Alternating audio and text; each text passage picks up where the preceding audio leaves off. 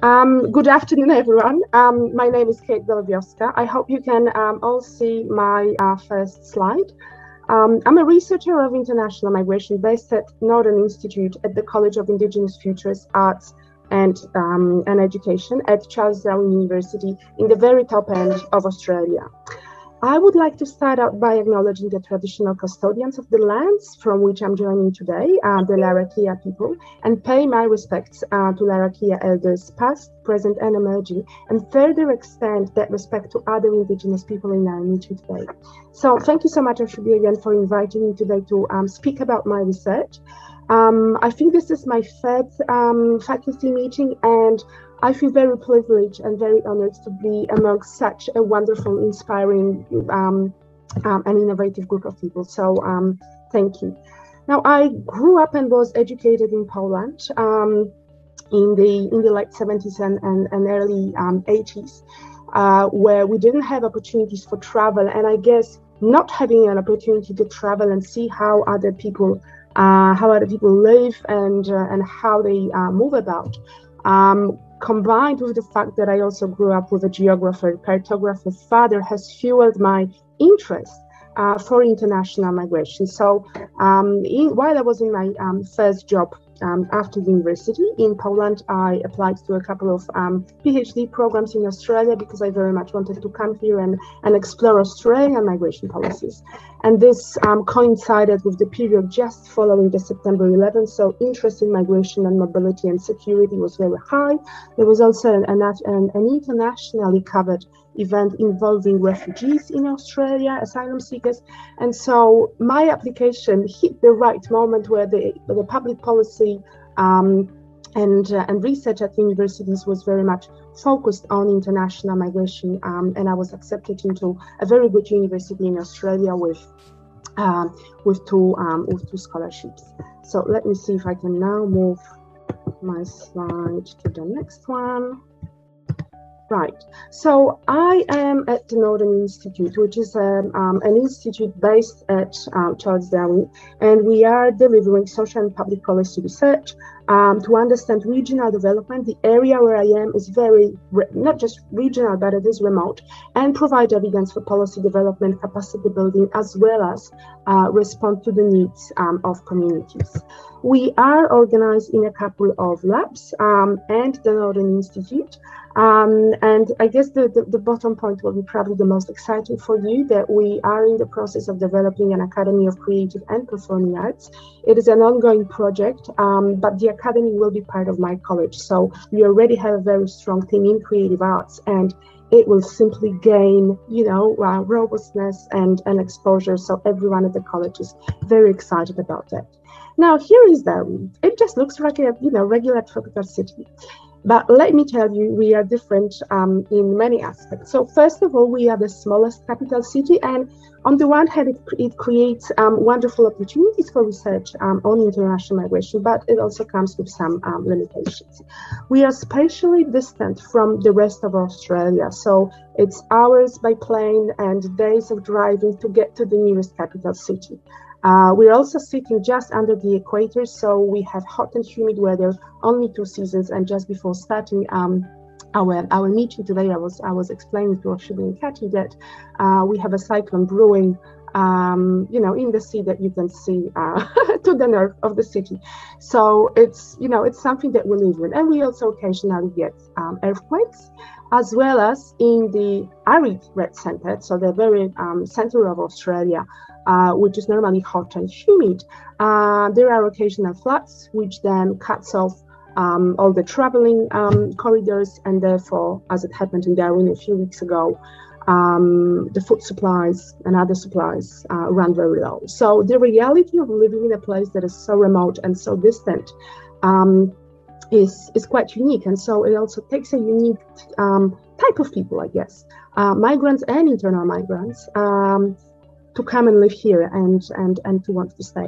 So we have a unique location, we have very unique landscape features, and overall, this is the cultural lifestyle and linguistic mix.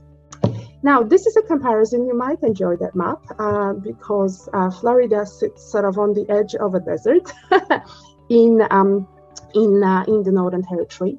The landmass is huge. The population is only 200,000 people across the Northern Territory, but the majority lives in Darwin. And so we could probably fit 8 or 9 Floridas with 22 million people into a space that is so vast. So on the one hand, this is I was going to move that slide to the very end. This is the remoteness. Actually, sorry, no, I think I hit the wrong button. Now, this is the map that I also wanted to show you.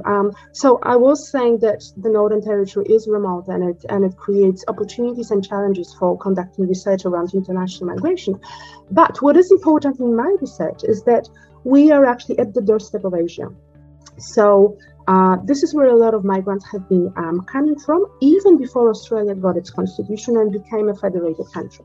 So we have had over a century of Chinese migration, and a lot of the top countries of origin these days in the Northern Territory are, as you can see, from Southeast Asia. So we have communities from the Philippines, from India, China, and this includes the Chinese diasporas around the region, Nepal, Indonesia, and so on. The African migrants, that might be an interesting bit for you, to Australia and the Northern Territory have initially come from South Africa and Zimbabwe, but with time, we have witnessed a growing diversity of African origins, as well as an increase in numbers. So between 1996 and 2006, when the last census happened in Australia, so in a period of 20 years, the community of migrants from Africa to the Northern Territory has grown from just under 500 people to over 2,000. So this is a four-fold growth. And in 2016, the majority of the African migrants were living in Darwin, over 700 of them.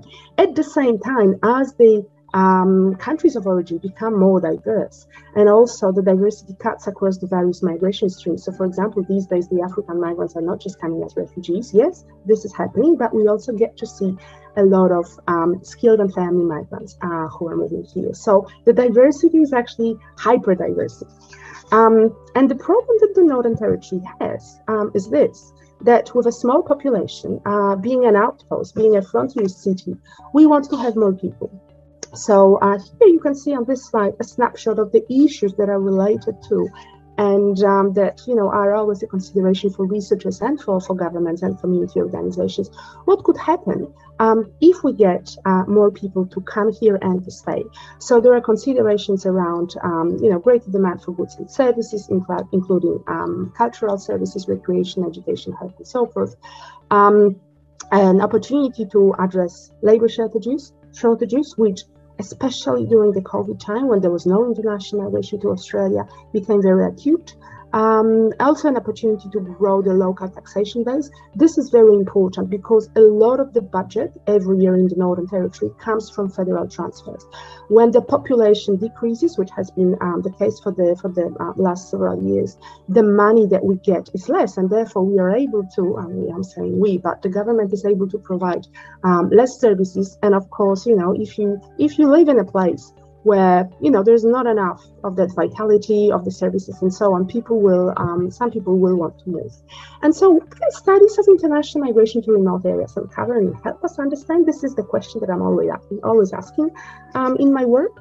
So I guess the first point talks to the fact that we can make sense of the metrics, particularly in relation to population and economic growth, where we get international migrants, because the statistics are usually available at the aggregate level. However, I think that the cultural and social contributions are not as measurable. And this is where qualitative research, which I engage in, comes in. So it can help us unpack and appreciate the social and cultural contributions. And the qualitative research is also an excellent tool to determine who should receive the findings, because either there are movers and shakers in the government who, if willing, they can make decisions that will result in changes, or community or industry leaders who simply want to, to use the findings of the research to inform their activities. What I think we are not doing very well yet in Australia is imagining and planning for increasing cultural and social diversity in a similar way that we are dealing with planning for demographic and economic role of international migration. So, for example, what would it mean that in 20 years' time in the Northern Territory, that remote place, we would have 20,000 African migrants and their children and grandchildren? Africa, like Asia, is a region that has a growing middle class. the people who are education hungry, some have existing connections here or elsewhere in Australia, and some may simply want to leave experiences of civil unrest behind. So the NT has been welcoming Asian migrants with similar characteristics for a while now, but I think that Africa is going to be next. Now, this little road, I guess, shows you the stages that I was in, one informing the next. How I was approaching my research and what the priorities were. So I started with regional level analysis of immigration policies. This was an extension of my comparative study of migration policies in Australia and Canada.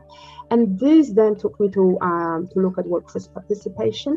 And this is where the more qualitative research was happening, as well as the mobility motivations. And if I may, I would like to explain a little bit about what I found and my teams about mobility motivations, because this is truly exciting stuff and it continues to inform my research. So I guess the key point is that the motivations for coming and leaving a remote area like the Northern Territory are exactly identical. And this immediately raises a policy question. How can we enhance people's long-term retention if they are coming and leaving for the same reasons? Right? How can you win? So the reasons for coming are employment opportunities, social connections, so people have new families and friends here, and finally lifestyle considerations. It's a small city. We have virtually no traffic. Yes, we have the extreme weather, but you can get used to it. Southeast Asian migrants often come because they have families here and because they want to live in a tropical climate that they know from home. So think of where the Northern Territory is on the map that I showed you earlier. But for other groups, the reasons for coming may be employment, but it's also the same employment that is driving people away, and people wanting to live in areas where there are nice fall seasons and where life is I guess more predictable. So let's fast forward, I guess, to the current period. As Ashwini mentioned kindly at the beginning, I was awarded a Fulbright scholarship for professional scholars, and I will be moving for a couple of months at the beginning of next year to Georgia. So if anyone is in Georgia, I would love to connect. And I will be looking at a business accelerator program for minority and immigrant entrepreneurs, particularly women. And I hope, I will be in the same time zone as you. So, developing connections and nurturing connections will become easier. So this is, I'm finding that preparations for the Fulbright are like, if you like, the first trimester of a pregnancy. The baby is born and then it requires basically daily, 24/7 care. There is so much preparation, so much thinking and planning and all of that. But there are other topics that I'm also currently researching. One is the out-migration, so talking about, again, the mobility motivations from regional Australia by people who have humanitarian backgrounds. This includes research and guest editing of a special issue of the Australian Geographer, which is a very high quality journal here in Australia, on the topic of mobility and settlement. The dominant narrative is that when people leave a small regional town, particularly when they have humanitarian backgrounds, it is a failure for the region, it is a failure for the city, and it is a failure for the migrants. But what we are arguing, and we have collected a really lovely group of people who will be arguing the same, is that it is not necessarily a failure, because it means that they have developed skills and knowledge and language, and they're now able to move on and continue being included and continue integrating. So it is not a failure at all.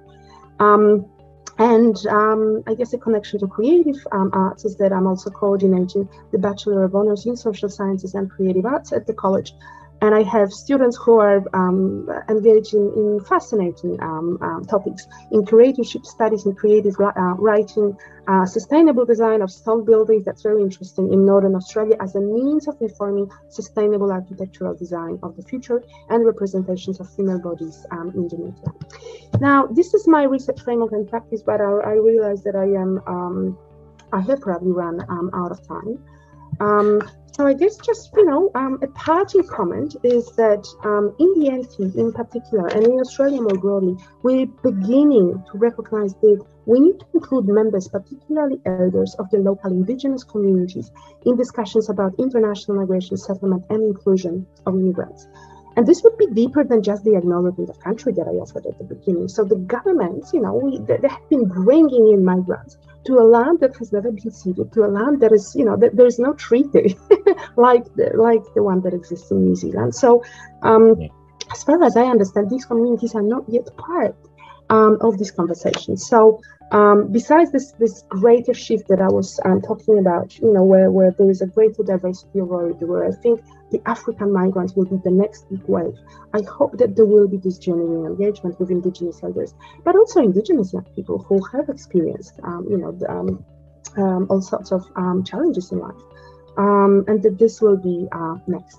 Thank you so much, and I apologize if I've taken a little bit more. No, thank you, Kate. I know that I saw a question from Emra. Thank you for taking the time to share. As always, I realize I'm going to ask you to send us a PDF copy of it so we can distribute it, because you had a lot of content. Emra had a question about, it just was a curious question about, is there a road that connects all of those areas? Because we saw a large geographic area. So that is all technically drivable, like highway drivable, or just so there is a sealed road from Darwin to Adelaide, and it passes via Alice Springs, which is it is a small town, but it's really the only urban area of any significance in the center of Australia. You can Google it, but there are also lots of seasonal roads. So when there is flooding, as I said, as it happened just recently in the desert, once in a century. Then the road, the passable road, as well as the rail tracks are cut off, and literally, my family and I were living on, eating through the things that we always have to have in our cyclone emergency kit. That's another thing that the family has to have. So yes, there is a road. It probably takes about 7 to 10 days, driving many hours a day to go from Darwin to Adelaide. So, the landmass is huge. Like, as I said, 9 Floridas. Yeah. Yes. That is great perspective on scale and size, the 9 Floridas, because for those who are in Florida, you learn early on that this state is huge, absolutely huge. Kate, thank you so much. We will definitely share out that presentation. You gave us a lot of information, and we are really, again, excited and ecstatic as we celebrate you coming to this side of the world for a time, so that we're in the same time zone, and it's easier to work and connect. As always, I want to remind everyone that these presentations are really appetizers in a way to allow you to understand who you are connected to. And we are hoping that there's something that Kate said today that resonates with work that you have, that we have incredibly diverse expertise inside of the center, and there's opportunity for collaboration. And that's really what these Pecha Kucha presentations are for.